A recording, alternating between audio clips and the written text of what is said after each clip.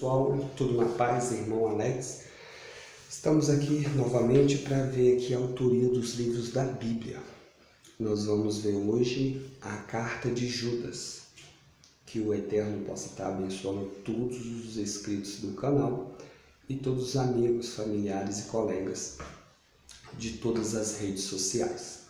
Nós vamos ver aqui a Bíblia Pentecostal de Estudo e do Dicionário Bíblico, porque aqui na tradução que nós vimos da CNBB não fala muita coisa sobre o autor. Então vamos já aqui para a Bíblia Pentecostal de Estudo para ver aqui se fala alguma coisa com relação à autoria.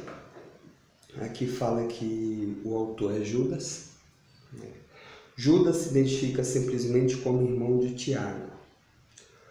Os únicos irmãos do Novo Testamento que tem nome de Judas e Tiago são os dois meio-irmãos de Jesus. Talvez Judas mencionou Tiago porque a posição de destaque do seu irmão, sendo dirigente da igreja de Jerusalém, serviria para esclarecer sua própria identidade e posição. Então aqui diz que Judas é o irmão de Tiago. Aqui no dicionário bíblico traz as informações mais claras, com relação à autoria. Fala assim, vamos lá. O autor diz ser Judas, irmão de Tiago.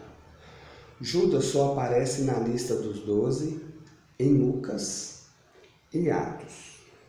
Na lista de Mateus e Marcos, porém, em lugar do nome de Judas, está o nome Tadeu.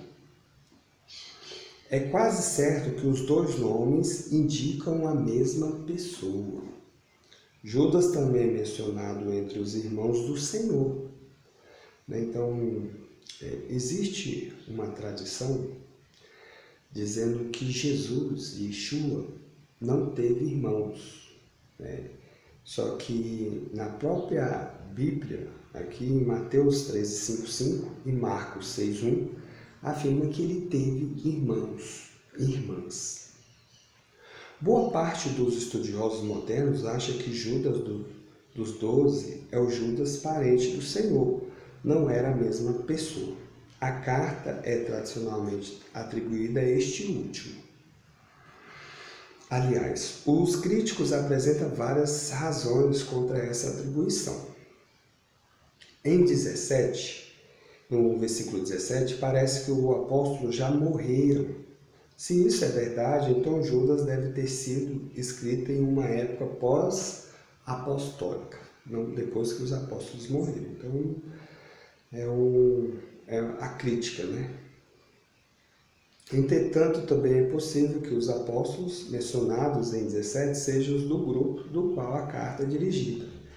É porque essa palavra apóstolos, normalmente a gente pensa e entende que ela foi dirigida somente aos 12. Mas, um exemplo, o próprio Paulo, ele se autotitulou apóstolo, do gentio. Então, você percebe que esse título ele foi direcionado para outras pessoas também. Em favor de uma datação posterior, costuma-se apresentar a menção da tradição. Entretanto, a tradição é mencionada em alguns escritos apostólicos, constituindo um conceito que pode ser encontrado antes mesmo do fim da era apostólica. Já se disse que os erros combatidos por Judas são os apresentados pelo gnosticismo no século II. Entretanto, essa afirmação não é muito fundada, mesmo porque tais erros são identificados apenas de modo bastante obscuro.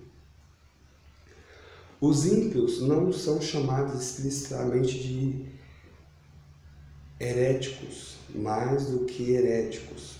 Parecem ser pessoas imorais, da mesma forma que sua rejeição de Cristo parece ser mais prática do que teórica. O seu erro consiste, sobretudo, em interpretar a liberdade cristã como licenciosidade, observando-se também que o grego de Judas é muito correto para um judeu palestinense, como em outros. Também, neste caso, a tradição pode ser mantida se supõe um escriba teve participação determinante na redação do texto. Se o autor, de fato, é Judas, ele teve a ajuda de um escriba grego. A epístola não parece dirigida a judeus cristãos, pois não há nela qualquer ponto de inerente específico judaico, mas também não parece dirigida a nenhum grupo em particular, elementos que não confirmam a atribuição tradicional.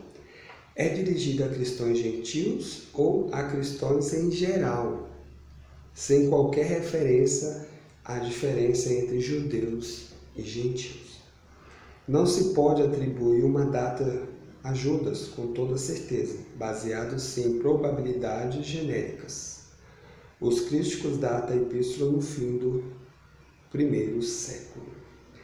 É interessante que a canonicidade aqui que fala, vamos até aproveitar aqui, os testamentos mais antigos, no cânon de Muratório, juntamente com a segunda carta de Pedro e a primeira,